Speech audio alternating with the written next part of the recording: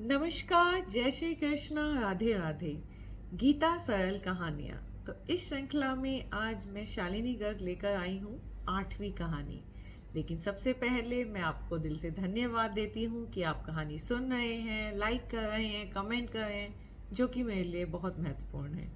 तो आप सभी का बहुत बहुत धन्यवाद। और अब शुरू करती हूँ मैं कहानी 8, जिसका शीर्षक है आत्मा एक अद्भुत आश्चर्य है। तो राहुल को आज आत्मा के बारे में जानना था। बड़ा व्याकुल हो रहा था वह। उसे लग रहा था कि कब जल्दी से रात हो, कब वह दादाजी के पास जाए और आत्मा के बारे में सुने। जैसे ही समय होता है, राहुल दौड़कर दादाजी के पास जाता है। दादाजी पुरानी फोटो की एल्बम देख रहे होते हैं। दादाजी के साथ राहुल भी फोटो देखने लगता है। फिर एक फोटो देखकर कहता है, दादाजी ये तो मेरे बचपन की फोटो है ना? हाँ राहुल, ये तब की फोटो है जब तुम 1 महीने के थे। और दादाजी दूसरी फोटो दिखाते हुए कहते हैं, ये वाली देखो, इसमें राहुल 5 साल का है। कितना मोटा गब्दू सा दिखाई दे रहा है ना राहुल? राहुल हंसता है, हाँ दादाजी, इसमें तो मैं बहुत मोटा गब्दू सा दिखाई दे रहा हूँ। राहुल को दादाजी एक और फोटो दिखाकर कहते हैं इस फोटो में पहचानो ये बच्चे कौन हैं? दादाजी ये तो पापा लग रहे हैं। और ये दोनों कौन है? ये तुम्हारे चाचा जी और बुआ जी हैं। हाँ दादाजी, चाचा जी तो पापा जी के जैसे लग रहे हैं, बुआ जी कुछ अलग लग रही हैं। हाँ दादा, हाँ राहुल, जैसे जैसे हमारा शरीर बढ़ता है, हम बड़े होते हैं, हमारी शक्ल सूरत बदलती है। देखो तुम इस फोटो में कितने अलग दिख रहे हो। सच में दादाजी, हमारा शरीर बदलता रहता है। बिल्कुल, हमारा शरीर बदलता रहता है, लेकिन राहुल आत्मा कभी नहीं बदलती। ना ये बढ़ती है ना घटती है, हमेशा एक जैसे रहती है। यही आत्मा हमारे शरीर को बढ़ाने में मदद करती है। दादाजी मुझे और बताओ ना आत्मा के बारे में। आज मुझे आत्मा के बारे में जानना है। कैसी दिखती है ये, कितनी बड़ी होती है, इसका कितना वजन होता है? मुझे सब बताओ ना दादाजी आत्मा के बारे में। अरे राहुल, आज तो तुमने वीडियो ही ऑन नहीं किया। अरे हाँ दादाजी, चलो मैं पहले वीडियो ऑन करता हूँ। राहुल वीडियो ऑन करता है। अब मुझे राहुल तुम ये बताओ कि आत्मा तुम्हारे हिसाब से किस किस के पास होती है? दादाजी आत्मा लिविंग थिंग्स के पास होती होगी ना? हाँ, जो चल सकते हैं, बोल सकते हैं, सभी लिविंग थिंग्स में आत्मा होती है। क्या जानवरों में आत्मा होती है राहुल? हाँ दादाजी, जानवर भी तो चलते हैं, बोलते हैं, तो इनमें भी आत्मा होती होगी। और कीड़े मकोड़ों में? कीड़े मकोड़ों में भी होती होगी, क्योंकि ये भी लिविंग थिंग्स हैं। अच्छा बताओ, पेड़ पौधे ये तो नहीं चल सकते, क्या इनमें आत्मा होती है? दादाजी ये ग्रो करते हैं ना, तो इनमें भी आत्मा होगी। हाँ, ये ग्रो करते हैं और अपने जैसे पेड़ पौधे फिर से बना सकते हैं, तो इनमें भी आत्मा होती है। अच्छा अब मुझे बताओ, टीवी और कंप्यूटर, इनमें आत्मा होती है? दादाजी ये लिविंग थिंग्स नहीं है, लेकिन ये बोल तो सकते हैं ना। अरे दादाजी, ये लिविंग थिंग्स नहीं है, ये ना चल सकते हैं ना अपने जैसा ग्रो कर सकते हैं। हाँ बिल्कुल सही, तुम्हारी समझ में आ गया, ये इलेक्ट्रिसिटी से चलते हैं। तो राहुल, जो आत्मा होती है ना, वो भी इलेक्ट्रिसिटी की जैसी होती है। हमारे पूरे शरीर को एक एनर्जी देती है, जिससे कि हमारा शरीर चलता है, ग्रो करता है, बढ़ता है। तो दादाजी आत्मा हमारे शरीर की पावर हाउस है। बिल्कुल सही पहचाना राहुल। अब बताइए ना आत्मा कैसी होती है? तो भगवान श्री कृष्ण ने कहा है कि आत्मा को हम माइक्रोस्कोप से भी नहीं देख सकते, ना माप सकते हैं, ना इसका कोई वजन होता है। दादाजी सच में गीता में ऐसा लिखा है? हाँ बेटा, गीता के दूसरे अध्याय में भगवान श्री कृष्ण ने आत्मा के बारे में बहुत कुछ बताया है। चलो तो मेरे साथ ये श्लोक दोहराओ। राहुल और दादाजी मिलकर ये श्लोक पढ़ते हैं।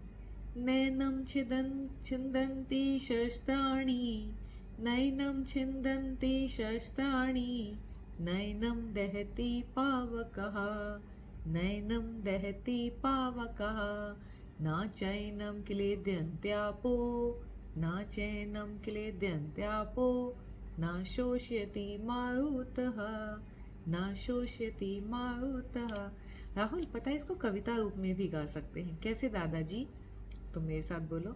शस्त्रों से कट सकती नहीं, ना अग्नि से सकती जल, वायु भी सुखा सकती नहीं, ना भिगो सकता है जल। आगे भी सुनो। टुकड़े इसके हो नहीं सकते, ना घोल सकता रसायन, ये शाश्वत है, ये सर्वव्यापी, ये स्थिर है, ये सनातन। राहुल, तो दादाजी, आत्मा को न काटा जा सकता है न जलाया जा सकता है, इसलिए भगवान कहते हैं आत्मा कभी नहीं मरती। हाँ, बिल्कुल सही बेटा, आत्मा सनातन होती है, यानी अमर, इसकी मृत्यु कभी नहीं होती। तो क्या हम आत्मा को कभी नहीं देख सकते? बेटे, पुराणों में लिखा है कि अगर तुम अपनी जो बाल है ना उसका टिप लो, उसके टुकड़े उसकी नोक के 100 टुकड़े करो, और फिर जो 100 टुकड़ों में एक टुकड़ा आएगा उसके भी वापस 100 टुकड़े करो, तो जो 10,000वां भाग बनेगा वही है आत्मा का आकार।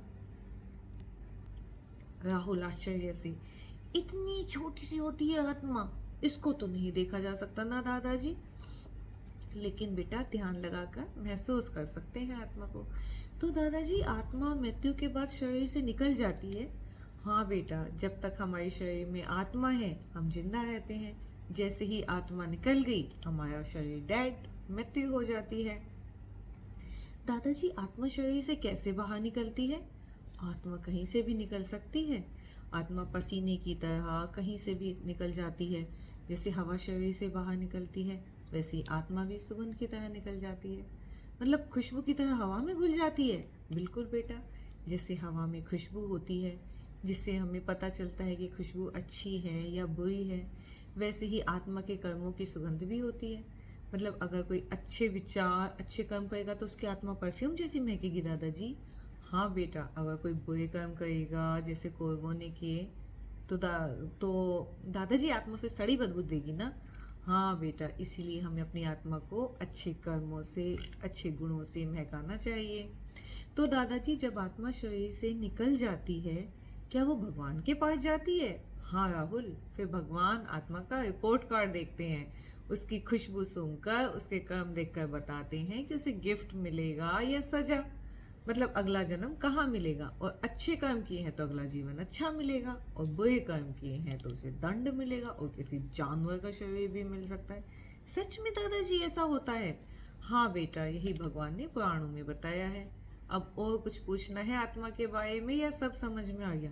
दादाजी, आत्मा तो एक मैकेल है ना, बिल्कुल जादू है। हाँ बेटा, उसका स्टोरेज भी बहुत बड़ा होता है। कितने जीबी का स्टोरेज होता है दादाजी? जीबी? बेटा, आत्मा का स्टोरेज ट्रिलियन बिलियन से भी ज़्यादा होता है। तो फिर हमें अपने पिछले जन्मों का याद क्यों नहीं रहता दादाजी? क्योंकि हमारा नया शरीर सिर्फ इस जन्म का डाटा सेव करता है, इसलिए हमें पता नहीं चलता कि हमारे साथ जो हो रहा है वो पिछले किस जन्म के कारण हो रहा है। कुछ अच्छा होता है पिछले जन्म के कर्मों के कारण, और जो बुरा होता है वो भी पिछले जन्म के कर्मों के कारण बुरा होता है। तो हमें अच्छे जन्म का फल मिलता है। दादाजी, फल मतलब आम, सेब, केला? अरे पगले, फल मतलब परिणाम। अच्छे कर्मों का परिणाम अच्छा जीवन, अच्छे लोग, अच्छी सोच, अच्छी शिक्षा, धन दौलत, सम्मान, ये सब। राहुल, जैसे अमिताभ बच्चन कहता है मेरे पास बंगला है, गाड़ी है, शोहरत है। हाँ, ये सब अच्छे कर्मों के ही तो फल होते हैं बेटे। पर दादाजी, मेरे पास इन सब से बढ़कर एक बहुत अच्छी चीज़ है। क्या? मेरे पास मेरे प्यारे दादाजी हैं। दादाजी भी उसको गले लगाते हुए कहते हैं, और मेरे पास राहुल जैसा प्यारा बेटा। दोनों हंसते हैं और राहुल दादाजी को प्रणाम करके अपने कमरे में सोने चला जाता है। तो ये था आत्मा का अद्भुत आश्चर्य। कैसी लगी कहानी जरूर कमेंट करके बताइए। धन्यवाद।